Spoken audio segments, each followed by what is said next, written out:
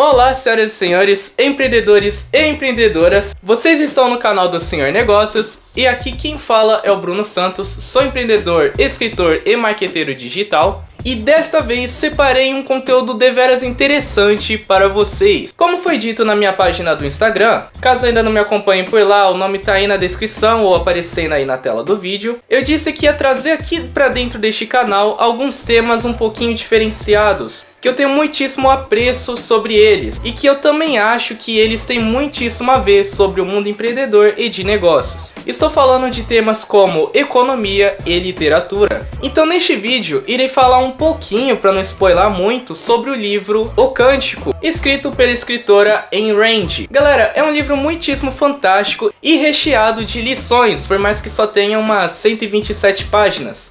O que você pode acabar terminando de ler no máximo em 4 dias, mais ou menos. Quero falar sobre este livro, galera, porque ele apresenta ideias, e para mim ideias podem iluminar a escuridão sobre alguns assuntos que muitos de nós não temos coragem de falar para as pessoas. Temos receio, seja por causa da cultura de nosso país, que por muitos e muitos anos foi aquela cultura da gente não debater, não expressar as nossas opiniões. E isso é algo muito ruim, pois as pessoas geralmente preferem ficar mais nas delas ao invés de contrariar algum tipo de autoridade ou até mesmo de complementar. E seja porque também passamos por um período complicado em nosso país, o qual sofreu uma enorme censura, o qual as pessoas não podiam expressar suas opiniões sem serem ameaçadas de serem presas ou até mesmo torturadas. E isto tudo é coisa que essa escritora absolutamente fantástica fala neste livro. E fala de uma forma muito foda. Não apenas sobre autoritarismo, mas também sobre totalitarismo. Sobre a ideia do indivíduo ou individualismo frente à ideia utópica do coletivo ou coletivismo. Fala sobre a liberdade de nos expressarmos e criarmos ideias diferentes das demais pessoas. Bruno, como assim? Calma, eu vou explicar. Mas antes de tudo, deixe-me dizer uma coisa, galera. Este canal, o canal Senhor Negócios, não tem absolutamente nenhum viés de falar sobre política. Não mesmo, muito embora aqui antes fosse um canal sobre política. Eu acho que poucos inscritos aí sabem dessa verdade. Aqui era um canal sobre política, entretanto deletei todos os vídeos que relacionavam sobre este tipo de assunto, por motivos que começaram a me fazer mal. Aqui é um canal onde falamos sobre o mundo empreendedor e de negócios. Ponto. Você entendeu, velho? E estes assuntos estão para mim intrinsecamente ligados à ideia de liberdade. A liberdade de que um empreendedor deve ter de pensar para poder criar um negócio criativo o suficiente para fazer a roda da economia girar. Não importa se essa ideia pareça ser estúpida o suficiente, desde que ajude pessoas. O vídeo aqui do lado pode explicar um pouquinho mais sobre ideias estúpidas o suficientes e como você não pode deixar as pessoas impedirem você de fazê-las. Por fim, antes de começarmos o vídeo, gostaria de pedir que deixem o gostei, porque este vídeo está incrível, galera. Assim vocês ajudam o YouTube a reconhecer que este tipo de conteúdo é relevante para pessoas assim como vocês e como eu. Se você é novo ou nova aqui neste canal, não deixe de se inscrever para receber mais conteúdo sobre o mundo empreendedor e de negócios. Porra, que introduçãozinha demorada, hein, Bruno? Galera, O Cântico, escrito por ninguém mais, ninguém menos que Ayn Rand, uma escritora dramaturga, roteirista e filósofa norte-americana, de origem judaico-russa, mais conhecida também por desenvolver um sistema filosófico chamado objetivismo. E também, é claro, por seus romances. Galera, vou contar um pouquinho sobre a história da escritora para que vocês possam entender o contexto e o porquê que este livro foi feito. Ayn Rand nasceu no dia 2 de fevereiro de 1905. Seu pai, Zinovy Zakharovich Rosenbaum, era um farmacêutico. Desde jovem, a escritora se mostrou ter interesse em romances e cinema.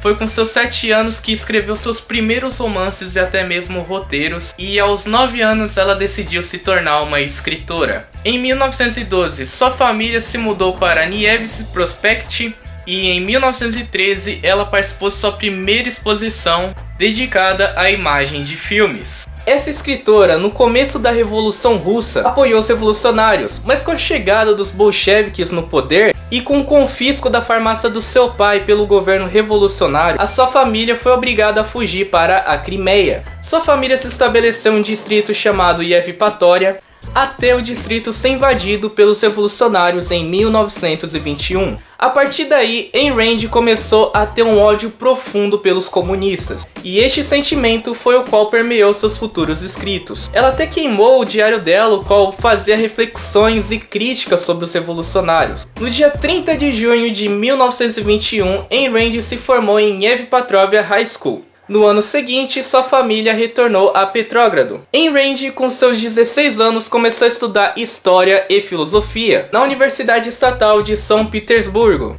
onde descobriu as obras de Edmund Rostand, Friedrich von Schiller, Aristóteles e Fyodor Dostoiévski. Em suas próprias palavras, ela teve acesso a uma cultura milenar, através da qual ela começou a considerar prejudiciais a influência das ideias comunistas na Rússia. Mais tarde, ela se graduou no Instituto Estadual de Artes Cinematográficas. Ela estudou História e Política norte-americana e começou a estudar o cinema norte-americano, além também de toda a cultura dos Estados Unidos. Então assim, ela se tornou uma admiradora da sociedade norte-americana e suas ideias individualistas. Então, assim, percebendo que ela não poderia realizar seu sonho de escrever seus romances na União Soviética, por causa da censura do Partido Comunista, ela se mudou para os Estados Unidos. Foi lá que ela escreveu este livro, O Cântico, entre outros. Para saber mais sobre a história da escritora, com mais detalhes bem explicativos ainda, porque este vídeo ainda está muito raso, eu aconselho que vocês entrem nas fontes que eu pesquisei para poder fazer este vídeo. Estão aí na descrição, é só entrar e dar uma olhada. Por fim, galera, o livro fala sobre um futuro distópico, onde impera uma ordem governamental face comunista, que priva o seu povo de pensar como indivíduo. Eu já chego nessa parte, guarda aí. A ideia e o ponto central da história é um romance colocado de uma forma simplificada pela escritora, com uma boa história distópica para explicar a sua filosofia, o objetivismo, o qual a mesma fala em outras de suas obras, mas eu não vou falar sobre essa filosofia dela, eu vou falar sobre o livro. Outros livros que essa escritora fez e explicam as ideias dessa escritora se chamam A Nascente e A Revolta de Atlas, que eu quero muitíssimo comprar, ler e possivelmente trazer um dia para este canal. Ah, Bruno, chega a explicaçãozinha, conta mais sobre a história. Antes de contar a história em si, galera, eu só queria ter explicado um pouco sobre a vida dessa escritora, a qual foi alguém muito polêmica em sua época por defender suas ideias, em um mundo onde o coletivismo estava imperando, por assim dizer. Isso como a Rússia comunista, o qual ela teve muito ódio dos comunistas. Eu não quero falar mal dos comunistas, tá bom, galera? A Itália fascista e também a Alemanha nazista. Então entendo, galera, que este livro conta uma história muito ambientada nestes tipos de ideais, o qual fazem um leitor refletir pra caramba. Essas e outras explicações que eu poderia dar, mas não vou dar, porque senão o vídeo fica muito grande, estão no livro. Se quiserem saber, comprem ele, leiam que vocês vão adorar.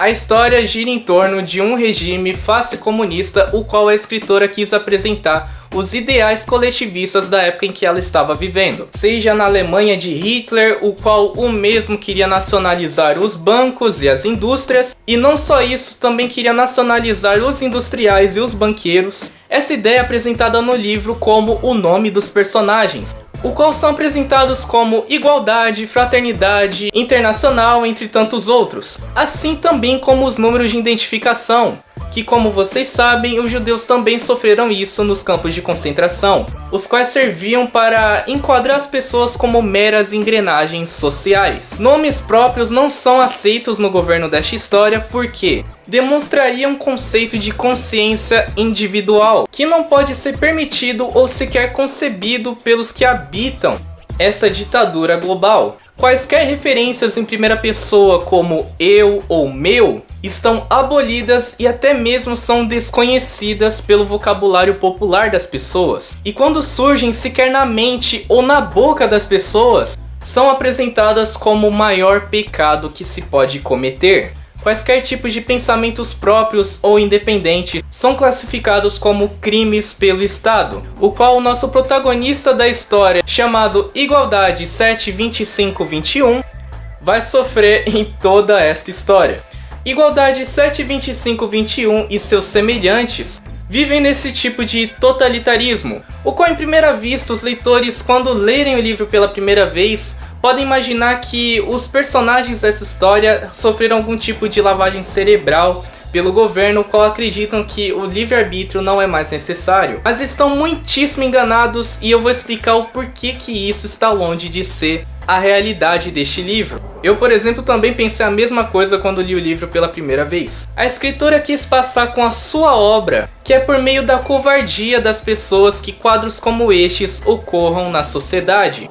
Por mais que essas pessoas dissessem que jamais concordaram com aquilo, era exatamente isto que tinham autorizado, quando decidiram confiar no governo para garantir os seus direitos básicos. Tem um filme fantástico chamado V de Vingança, o qual recomendo muitíssimo que assistam para entender um pouquinho mais sobre este tipo de frase que acabei de falar. E é um filme foda pra caralho, por sinal. Galera, como se não fosse de assustar este tipo de cenário, eu não sei por que eu tenho tanto apreço com histórias sobre este tipo de conteúdo, o qual parecem ter uma temática de terror e mostram o grotesco. Eu amo esse tipo de histórias, eu escrevo histórias desse tipo, as quais ainda trazem uma grande lição de moral para a sociedade por meio de uma temática bizarra ou por meio do terror. Por mais que este livro esteja muitíssimo longe de ser um livro de terror, ou seu gênero do livro, é só uma forma que vejo e interpreto as coisas. Galera, o livro ainda tem aquela pegada de que, hora alguma, enquanto estamos lendo sobre o personagem principal, veremos ele dizer a palavra eu, ou meu, ou alguma coisa que se relaciona com o indivíduo. É sempre nós, ou vamos, ou algo do tipo, tá ligado? E essa pegada, às vezes enjoativa em certos pontos do livro, é uma pegada muitíssimo genial por parte da autora.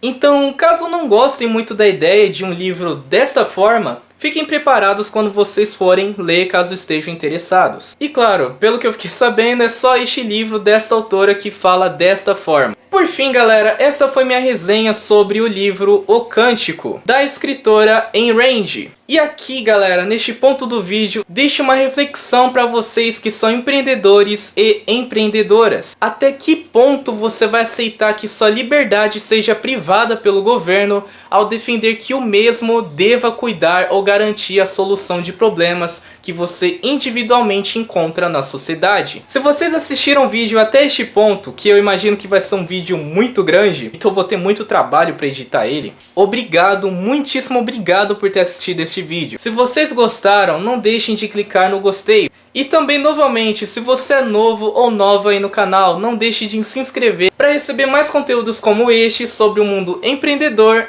e de negócios. Enfim, obrigado por tudo e falou!